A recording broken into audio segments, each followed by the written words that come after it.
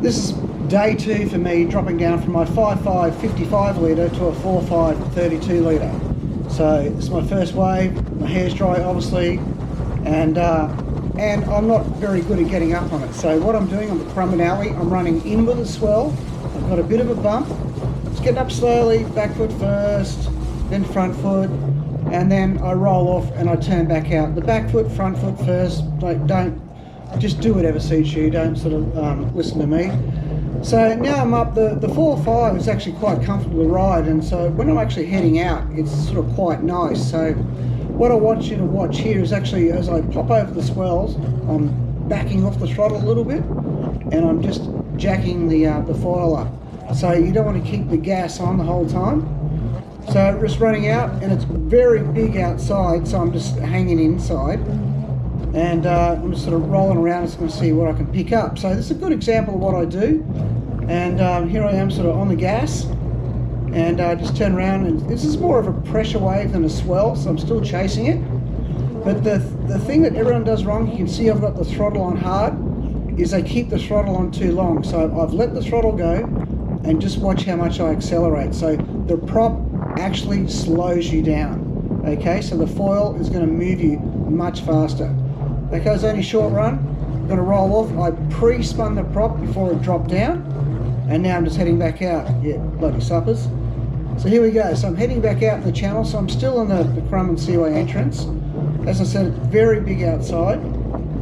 So now I'm just working my way out. As I pop over these swells, just unweight, and away we go. So keeping it high. There we go. You don't want to keep the throttle flat out.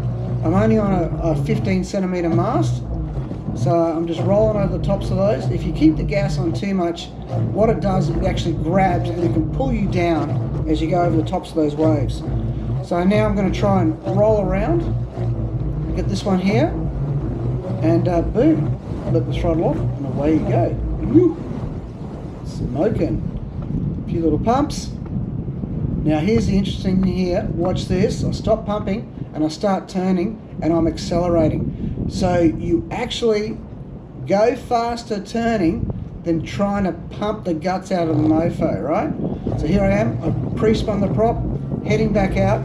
So what I'm doing here, it doesn't look it, but it's really windy. So I'm doing a bit of a shore runner. So I'm just shouldering off these little rights. Yes, nice. So I'm on the Code 980 here with a 158 tail on the Gen 2 max battery. Smoking. So I'm still running down, so I'm still going a long way downwind, but I've got a lot of wind behind my back as well. Again, 360 camera disguises all that. So here we go, I'm sort of rolling out. I'm going to try and get back, but I think I'm just going to come back around and pick up one more. Just roll over the top of that one. And you can see now I'm sort of in some really foamy water. Now this is where you don't want to be on too small a foil. Here we go. So I'm just going for one more link up. So it's great to ride smaller foils, but when you come to this shitty water, oh yes, look at that. But when you come to this shitty water, when you're rolling over the tops of waves and dropping down, your foil will collapse. So you generally need to ride one foil size up. And here's why. Look at this, just foam vomit. I'm still going okay. Nice plane in the background. So yeah, I haven't turned around yet. I'm going to go for one more. The only reason I haven't turned around is because I can't. I haven't had a clean turnaround. So I'm a long way from home now. I've got a long way back, and it's like 15, 20 knots. I know it doesn't look like it. Here we go. I've now rolled around left. So now I'm cutting back left and just trying to work my way back as best I can. But it's pretty shitty, hey, and it's very windy. Again, doesn't look as big as what it is, but anyway, not an excuse. I'm still working my way back. That's the best part about having a Gen 2 Max. This is where you tear your battery up trying to work against these. Still going left, just getting a nice little runner. I think I'll probably end up kooking it here soon. So yeah, so I'm inside here. I'm totally inside the whole seaway, and I'm still working my way back. You can see the hills in the background. That's where I've got to get back to, and I've had to retreat. Boom, I'm down. So now I'm actually out wide, and this is the thing about the shorter board, is you cannot flat water start. So I'm having to catch a bump or a wave, and here we go again. So you can see I'm keeping I've rolled off the first wave, I got that little lift off.